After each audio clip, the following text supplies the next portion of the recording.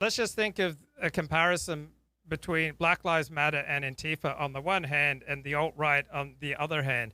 Black Lives Matter and Antifa are at least 100 times more effective than the alt-right. They're at least 100 times more cohesive than the alt-right. After Donald Trump's election, the alt-right directed almost all its fire on each other. That's not happened with Antifa and Black Lives Matter. I can't think of hardly anyone who's fighting within Black Lives Matter or fighting within Antifa. So the left seems like it's far more effective. They bring people together and they organize them and they provide them a way of expressing themselves and they get along. The alt-right just does not get along. They basically hate each other. And so why is the left so much more effective? Why is Black Lives Matter and Antifa so much more effective than the alt-right? Also, it seems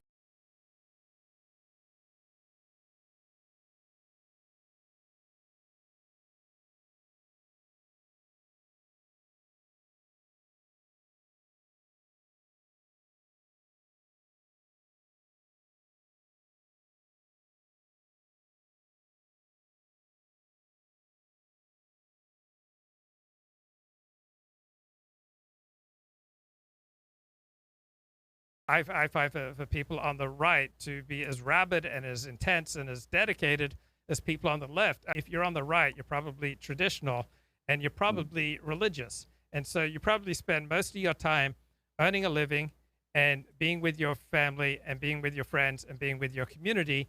And politics is just, it's just not much time in your life. So the right has children.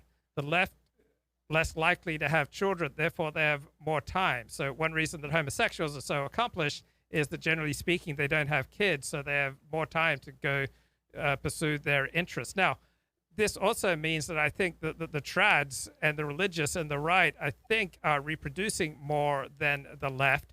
And so to a certain extent, leftism, and certainly some of its variations, such as transgenderism, is not going to reproduce.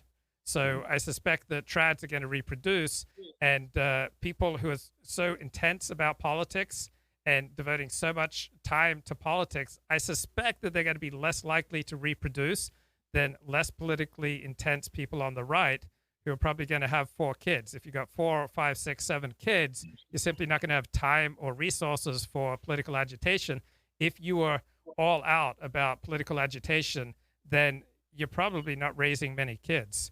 An issue, of course, before we move on, is that lots of kids from conservative households, religious or otherwise, wind up on the left. The right loses more people to the left than the left loses to the right. And that's actually nothing new. It goes back to at least the 1960s. I was reading an old study about that. So it's kind of fascinating how all this has come to be, as well as the implications it has for the future of American politics. Yeah, and another thing, I think the rhetoric and the thinking of the civil rights movement, as Christopher Caldwell pointed out, essentially gave us a second constitution that superseded the Yes. first constitution. So now, really, the only acceptable prism through which to see the world is equality, refining and developing and strengthening civil rights protections. So somehow the left won on civil rights, and that's become the only socially acceptable prism through which to view many of these issues. So, for example, the right-wing perspective on transgenderism is that these people are mentally ill, but that is a socially unacceptable thing to say on social media and in polite society. The right-wing position is that different peoples have different gifts. That's a socially unacceptable way of talking about different educational and economic attainments by different groups. So somehow the left has been able to seize the high ground so that right-wing perspectives are considered out of bounds.